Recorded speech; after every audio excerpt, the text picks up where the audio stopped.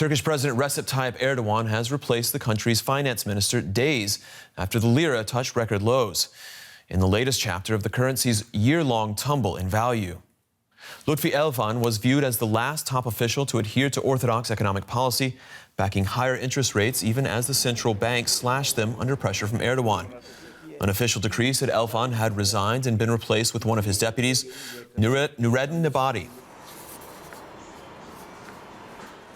And for more on this, we go to Yulia Han. She's DW correspondent in Istanbul. Hello, Yulia. How much of a surprise was this move?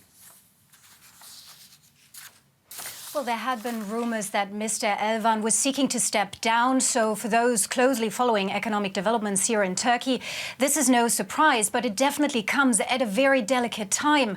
The country is gripped, as you mentioned, by a currency meltdown. And we have seen quite a number of top economic and monetary figures replaced here in Turkey within a relatively short period of time.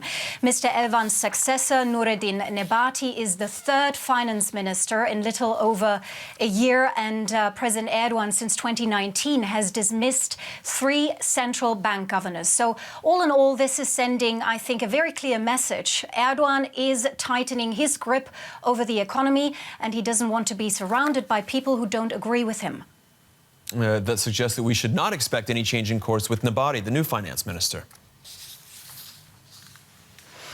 Well, Mr. Nebati is a businessman, a former businessman turned politician. He is seen as a loyalist to President Erdogan, someone who wholeheartedly supports Erdogan's very unconventional policy of cutting interest rates despite rising inflation. So he is expected to help implement a low interest rate policy, despite warnings by economists, both local and international, that this risks inflation spiraling out of control and financial instability. But so far, Ankara has ignored, even rejected those warnings.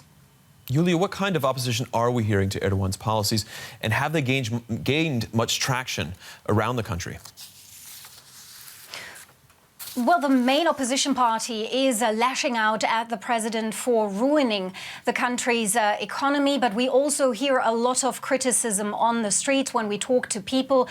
Many Turkish people are watching their incomes, their savings turn to dust. And they tell us that every visit to the supermarket or paying their bills at the end of the month has become a traumatic experience, because everything got more expensive, from the gas people use to heat their homes, to electricity, to vegetables and bread. And this is causing existential fear. It's also causing anger and discontent. We have seen smaller protests erupt last week in the capital Ankara, but also here in Istanbul. But so far, these protests have not grown into something bigger. All right, Yulia Han in Istanbul talking about that meltdown of the currency, the Lira. Thank you.